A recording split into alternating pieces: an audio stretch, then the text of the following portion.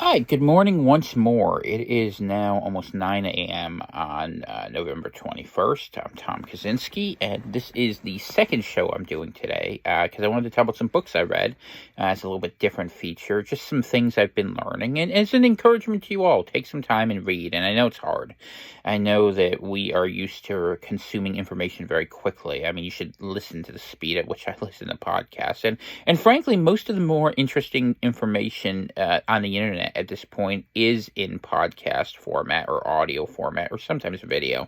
But because the algorithms are less effective at sort of scanning out that information, and because the articles that are out there, especially through the standard search engines, are often sort of just reinforcements or AI bots that are producing them, it's hard to get good information. And the big aggregators like Wikipedia are well known as being heavily scripted and how should I put this?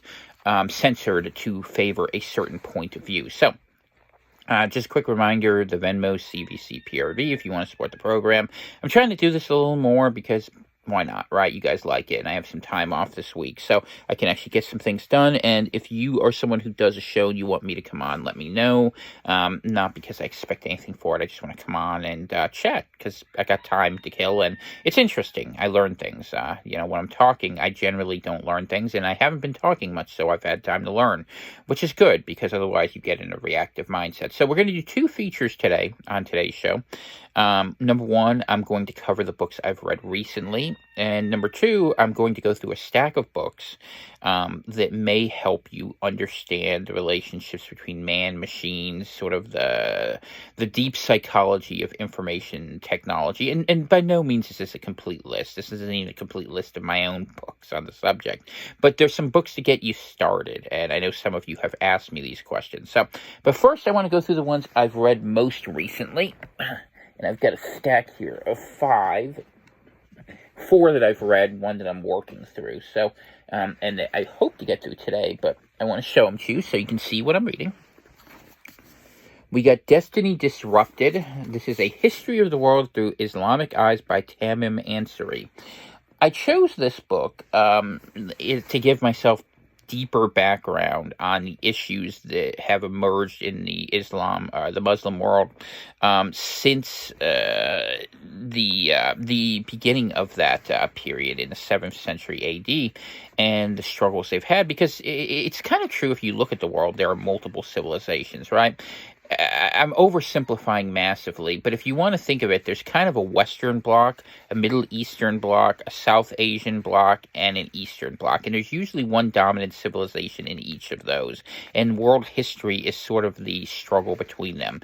You could say originally it was the Greeks, the Persians, the Indians, or they would have been called Mughals, or depending on what time you pick, maybe a different thing, and the Han Chinese. Or if you go to modern day, you'd say it's Christendom, Islam, Hinduism, and then whatever you consider China.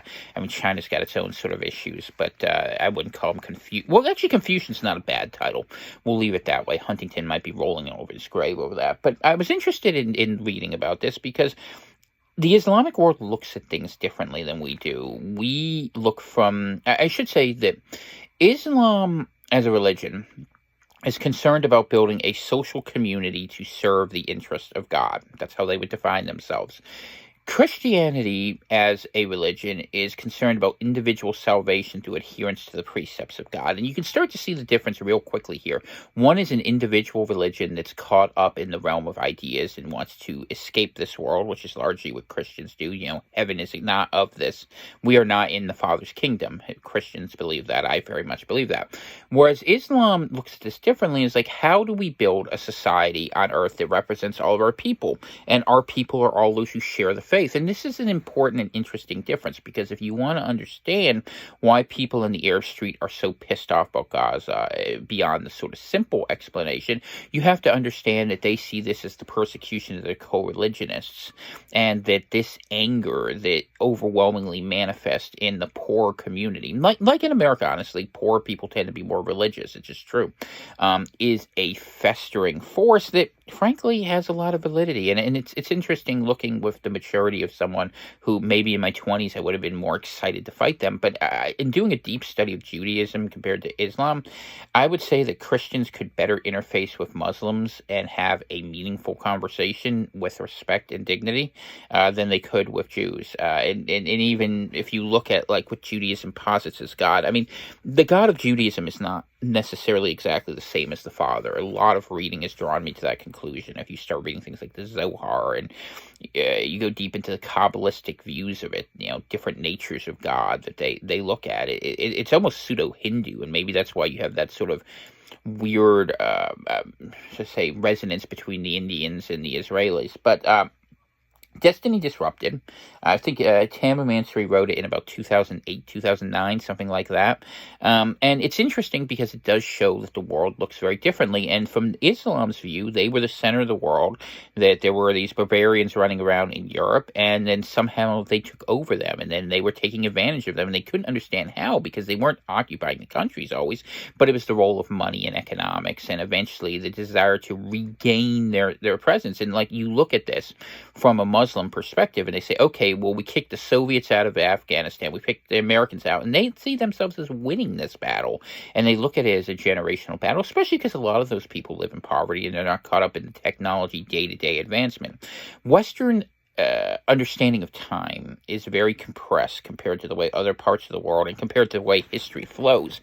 And that's why a lot of us often feel like, why isn't the next thing happening? Because logistics, the reality of things moves much more slowly than the propaganda we're used to living at. We live at a rapid fire pace that is probably a function of the efforts to make us conjoined with machines, which is the goal of the sort of transhuman elite who represent the leadership of the West, who are trying to make their play for global dominance. They're not trying to win World War III. They're trying to make sure everyone uses the same technology platforms. You understand? It doesn't matter, who wins the war. Skynet takes over every machine, to use kind of a pop culture analogy. But and we'll get to that a little bit later. But in terms of the Answering book, enjoyed it a lot. It was an easy read that really helped me to understand the basic history. So if you want a refresher of sort of going through the various caliphates, going through the four, original caliphs, they were the four, noble leaders, Omar and Abu Bakr, and the people, and then the fight that led to Shia, which is really a succession crisis that never got solved and developed into a whole thing between Sunni and Shia. That you begin to realize that the Muslim world is kind of a perch between the Turks as the muscle, the Persians as the thinkers, and the Arabs as the religionists. You can learn a lot about it, and I recommend it. It's especially strong for giving deep backstory. So, good book, enjoyed it, definitely worth what I get, and what I got paid over on Thrift Books. So after that, I read A History of Iran, Empire of the Mind by Michael Axworthy. And I read that because I know that if Lebanon gets thrown into this war, it'll be because Iran lets them. And Iran's interesting. Iran is a country that probably shouldn't be Muslim. It is an Indo-European Aryan, that's what Iran comes from, right? Civilization that is sitting over there, that's a hill folk, much like we see in a lot of other places, that often went through terrible tragedies, getting overrun by the Turks, getting overrun by the Mongols, and yet had a big role in history as well. Resisted the Byzantine Greeks for years, resisted the Romans, destroyed the army of Crassus. And you realize it's a society that looks deeply on the mind. It looks upon theology as a matter of personal expression, much like we saw in Europe. It's kind of like if you had a Christian mindset imposed on a Muslim religion. That's where Shiism developed as this more messianic impulse against the people who've had their whole country wrecked so many times they've lost count. And so threats against them aren't really going to work, and yet they love poetry, and there is a certain gentle dignity to a civilization that more or less has been in the same place for several thousand years. So it was a good background. It was pretty strong up until about the revolution, and past that it wasn't so much, but that's modern history. You can't talk intelligibly about history of the things that have already happened, but what's important to remember is the Iranian leadership doesn't necessarily represent the Iranian people, which, by the way, wouldn't want an American system, but they are not necessarily a people who would want to live under their current regime either. Nonetheless, I do think within that regime, there is eventually a great people and a great empire that could re-emerge again. And I think that having an understanding that Iran is not nearly as warlike as the sort of Zionist propaganda paints them as is something we really should know. We have to relearn and reassess what we think of different peoples under this assumption that we need to now develop that everything we've been told is a lie. Everything we think we know is a lie because we've been propagandized in school and education. So you have to learn everything from yourself. And like I was saying in the last video, the way language has been weaponized to admit certain beliefs or to, how certain words are applied selectively. And I give credit to the people who are pushing back. I mean, I don't really trust Musk, but I think what X is doing is helpful, although it may be getting us into bigger trouble. I know I'm on every list that, you don't want to be on, so it's certainly something to consider. So this one is a harder book in a lot of ways. Robert Anton Wilson's Prometheus Rising. Famous for the Illuminatus trilogy, there's no way to put it. He's got some occultic views, quite a number of them. But Wilson is fascinating because he gets deeply into the idea of how mind shapes reality in a way that is difficult to access. And I want to say a criticism I have generally of Christendom, that Christianity has fallen back on law and doctrine far too often and has not been willing to explore faith. And there needs to be more writers and more people exploring the space of how we access faith beyond. And I don't want to take away from the devotion of prayer, because that's obviously a central thing. I love John Owen for just that reason. And there are very good modern thinkers as well, I'm sure. But that you need to begin questioning the nature of reality. And you could say God made these things. Okay, but what is the substance of these things? That was why Christianity took so much in the first century, because the Greek Neoplatonists who were saying, well, what we see are just forms of a greater reality that if we could imagine, we could access. That was something that was a big idea. And in the world of empiricism, we've lost that. Because we've lost that, faith has become sort of a dead letter, a works-based theology, because we don't know how to say, okay, well, this could be this, but this could also be this, this, and that. And if we just use it this way, if we just have the faith, the mountains will move. And a lot of people in the New Age occultic sort of movements have that mindset of actualization. They would call it manifestation, whatnot. But I'm always reminded of something, and this is a very difficult idea that will probably upset people, but it's something I believe, is that sometimes occultists do not discover anything that God did not create. Where the evil comes in is to what purpose you dedicate it. Christ says very explicitly, serve the Father and love your fellow man as each other. If you can do those two things, you can look at a lot of things and begin to say, okay, they're lying about this part, they're using this wrong. And basically, if you're using blood, that's where it gets really nasty. If you're using blood or taking away the free will of others, that's the really, really bad parts, okay? Just for those of you who go into these spheres and try to understand what it is. But if you begin to say, okay, Lord, I dedicate this to you, and you begin organizing your life, you say, Lord, in your name, I would like to do these things, help me. I see nothing wrong with that. In fact, the Lord wants you to do that. There's plenty of parables in the Bible, the parables of the talents, about doing that. But unfortunately, to learn these things in concise language, you have to read what the other side says.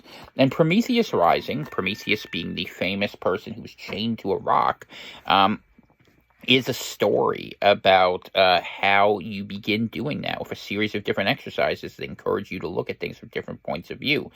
Some of the points of view are downright outrageous. So I'm not telling you to practice the exercises, but I'm saying that as a mental exercise, and I often do this because I've spent a lot of time reading my Bible, I will look at things like this and I will share things like this because the people who are in charge look at things like this as a guide to how they want the world to develop. And we'll talk more about that at the end, because I have a series of books that are here that I think are relevant in that element. Okay, so this one, I've been meaning to read this forever. I finally got to it. Arthur Kessler, The 13th Tribe. This is the book of Khazar history, or as you might put it differently, the history of the Ashkenazim and their origins. And what you learn is they are a Turkic tribe that had settled in the area between the Dnieper River and the Caspian Sea. And the place, it's Kherson, was a big settlement of theirs, but there were other ones that they existed between the Byzantine Empire, the Orthodoxy, and the the Sassanid Persians, which eventually became Islam. And they tried to find a third way, and that's actually why they became Jewish. They were traders who lived there, who put money in trading first because they were at the northern terminus of the Silk Road, and they wanted to be able to get along with the other peoples of the book without being stuck under thrall to any of them. So, and it's an interesting people because you don't learn a lot except to other people. The Arabs thought they were hairy, shaggy barbarians. The Byzantines thought they were kind of grubby moneylenders who they could use, and the Russians saw them as the tough people they conquered because Russians are tougher. Because eventually that's where the Kievan Rus are the people who eventually push them out. And what's weird is they kind of disperse in different directions. A number of them end up in Hungary because the Magyars were kind of a affiliated tribe. Remember, Orban is part of the Turkic affiliations. These are peoples in weird places. I mean, Hungary's a really weird country. It's a Finnic base. When I say Finnic, I mean Finland. That draws upon Turks who kind of come in there to conquer it with heavy Germanization over the many years of affiliation with Austria. Weird how these countries work out. In the same sort of way, you realize from reading this book that the people who make up Jewry today, and it's interesting because they trace their lineage to Kagan through the son of Japheth, so they're not a Semitic people as they would be considered in those times, but these are the people who make up the core of modern Jewry, much more than the Sephardim probably. And certainly when you look at the people who are in Israel and what they make up, you would have to conclude much more so than the people who were Jews in Spain. That's a whole nother history, which I'd love to learn, actually. I think the history of Spain between the years of 600 to about 1500 would be essential to this. Why was the Umayyad Caliphate so successful? And then the Abbasids came in, the Almoravids, all these different things is it was a fusion between sort of Arab overclass, but the Jewish who were running the show over there, which goes all the way back to the opening of the gates of Toledo, which kicked out the Visigoths, and then the long Reconquista that started about 1,000 from the Basque areas, the kingdoms of Leon and all that. Anyway, deep, long history, but it's a good history to learn, and what you ultimately learn is they are not the people they say they are. They're not the biblical heirs of Israel. They're not the sons of David. I mean, maybe a few people have some bloodlines of people who came up through Georgia. That's possible, but by and large, these are not the Jews you're looking for. And I only say that because they claim their sanction in certain ways, which is just not right. In truth, they probably have more in common with Erdogan than David.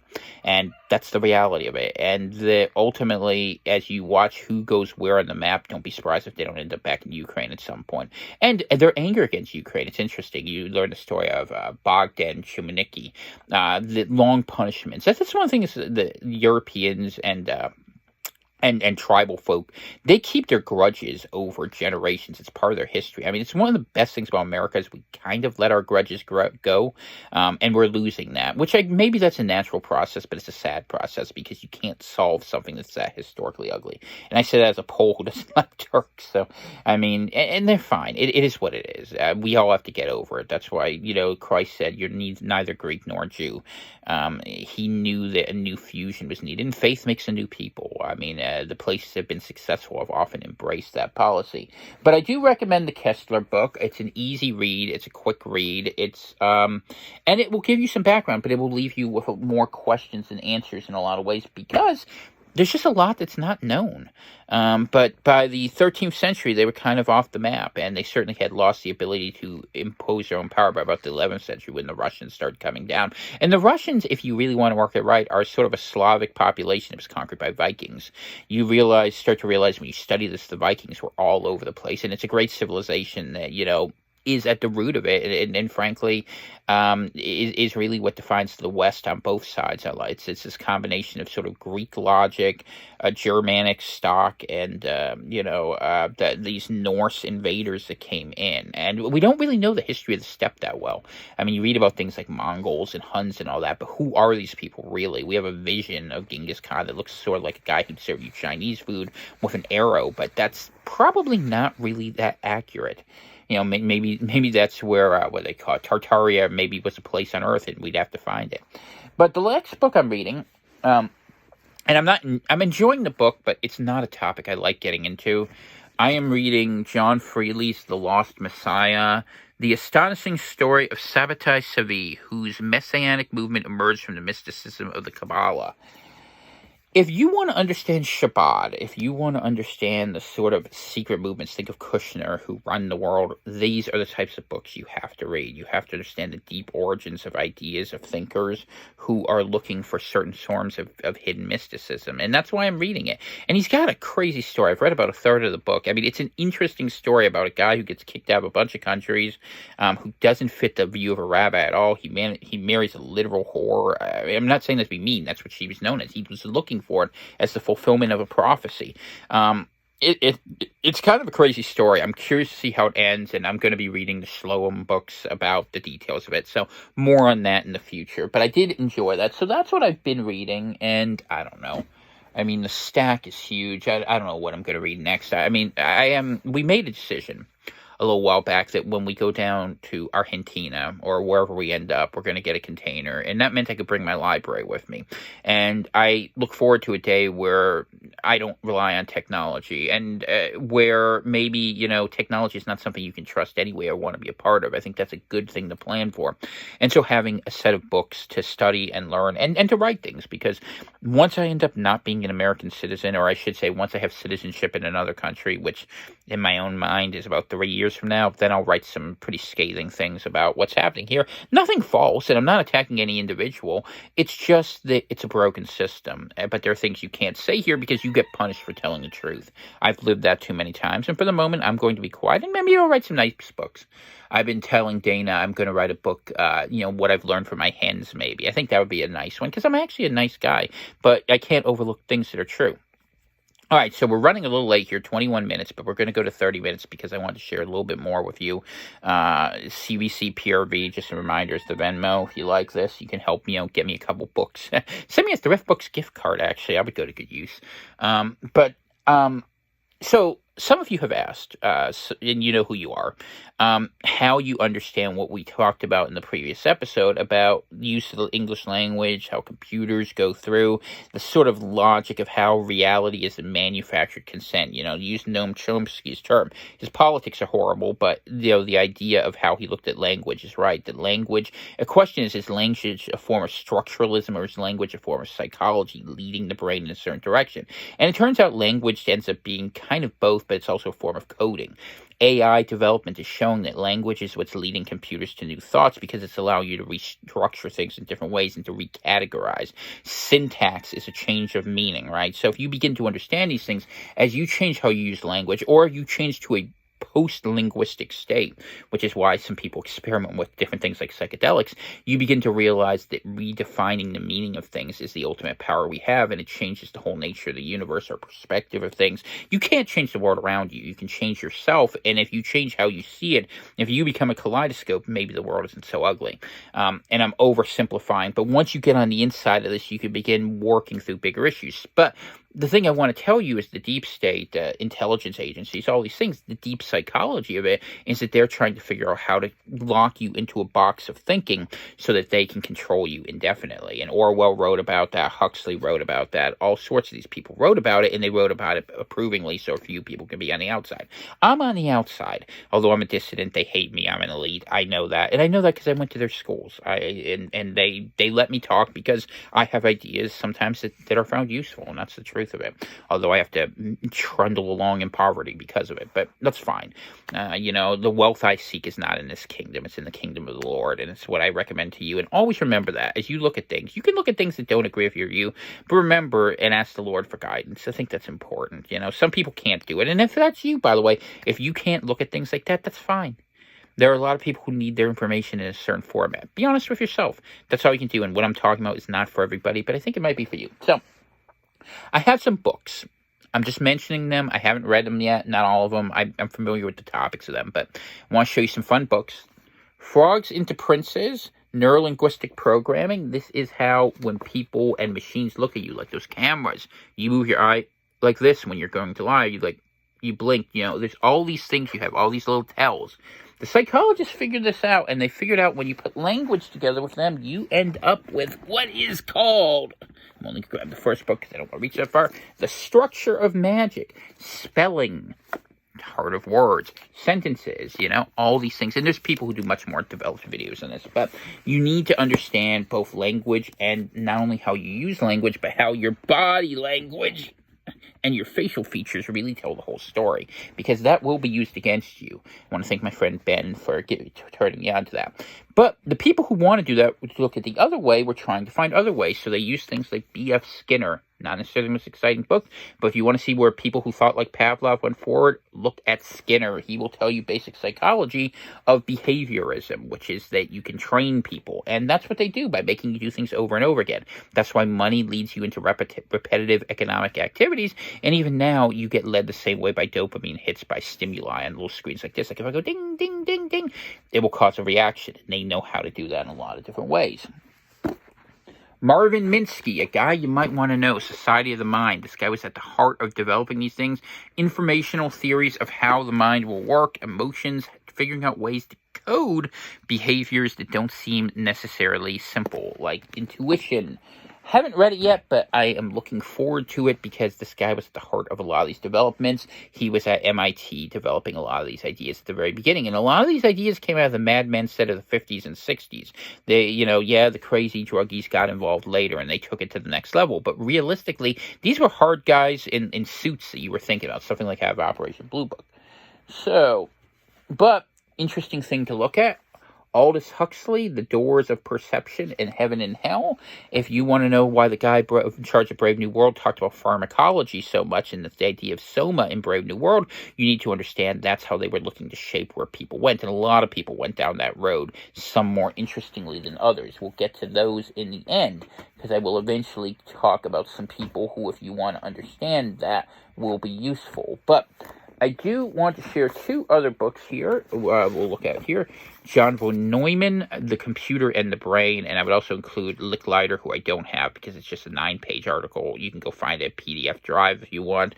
Man-Machine Symbiosis, but the idea of converting brains, the way the mind works, to an informational code. And they've been trying to interface us. That's what computers and smartphones are about. It's about building huge data sets, and that's why companies are willing to lose money on things like Twitter, why Musk does, because he wants that data set, or why China monetizes a lot of these things. Control is part of it, but they're also trying to feed an AI. These people are trying to make a machine god, an intelligence beyond us, and they're going to get there. Whether it will have any relation to us, I don't know. I mean, I personally see it as a golem a demon's going to jump into, and we'll see.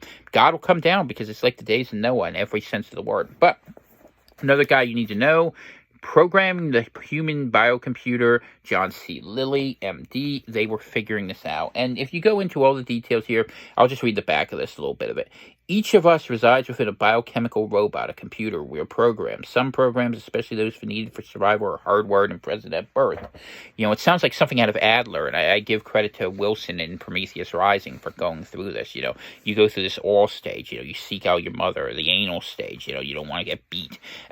It sounds ridiculous, but this is where the fight really is, because fights, if you're fighting with guns and knives and the way certain people like to fight, you've already lost the battle. I mean, it's an ugly thing, and not that doesn't happen sometimes because of misunderstandings, but like Sun Tzu said, ultimate victory is when you don't even have to fight at all. And that's what this regime's trying to do. And honestly, when you look at some of these regimes in the East are doing, they're going to win. It's just a question of what flavor was what they're making going to have and how many people are they willing to get rid of. I think elites work with each other far more than they pretend. Beyond that, some books that I think are worth considering for you that I haven't read these yet. I'll start with this one. Visual Intelligence by Donald Hoffman. He wrote another one about how our eyes are lying to us, but is a cognitive scientist who's basically making the argument that you need to hear, which is that your eyes are lying to you. Not that what they're saying isn't true, but it's only one interpretation. We have 90% of our nerves are running along the optic nerve column, so most of the stimulus we have is coming from our eyes, so we believe that to the detriment of all other senses. Imagine the world without your eyes. Wear a blindfold for a couple minutes a day. See how different the world is. And consider what those perceptions would make you think differently, how you feel differently, and how you could act differently. That's why people do sensory deprivation. You get into philosophers who talk about this. David Bohm. Wholeness and the Implicate Order. What this book is very well known for is for giving people a different understanding of how quantum existence is really weird, how everything kind of connects to everything else. That's your consciousness field. And if I can find him, here he is. That's why someone like Rupert Sheldrake is really interesting to take a look at. New Science of Life.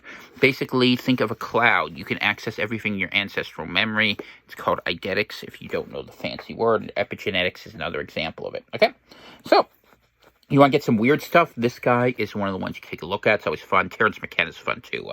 I know I have the Food of the Gods around there somewhere about what mushrooms will lead you to. Your brain can develop in different ways if you feed it the right food. Whether you want to or not, I will warn you, things can and do change, whether you want to do that or not. But Stalking the Wild Pendulum is a book on the mechanics of consciousness, and it shows you a different way of perceiving yourself. I'm not asking you to agree or disagree. I'm saying that you should consider it and give...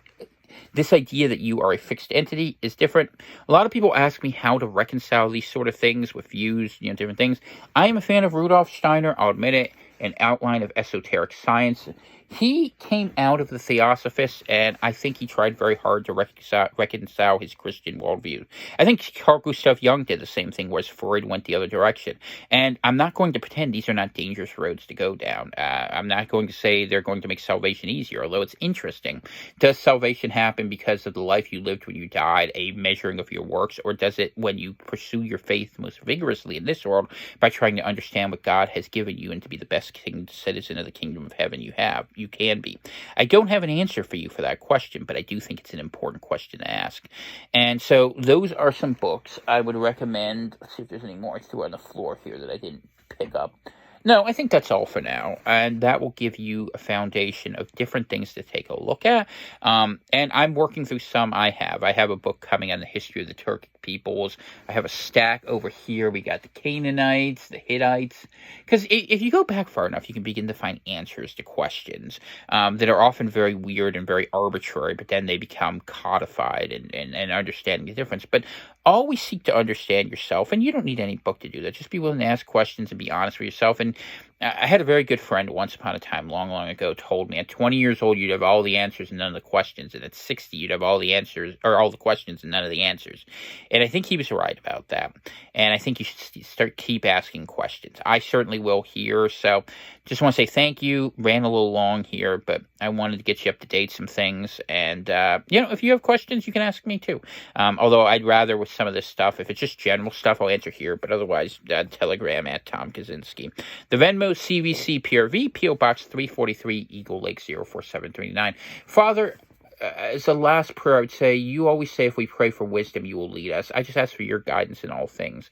This world is a complex place. We trust you to lead us. And in that faith, we find you. So let's just pray that everyone find their faith and do not let the world distract you from that which is really true. This world is a dying, distracting place, but you are real. You are eternal. The Creator lives. The creation dies. In Jesus' mighty name, I pray that each person understand this statement. God bless each and every one of you. Tom Kaczynski out. You might not hear from me for a couple days. If I don't speak to you before then, happy Thanksgiving to you all, and God bless.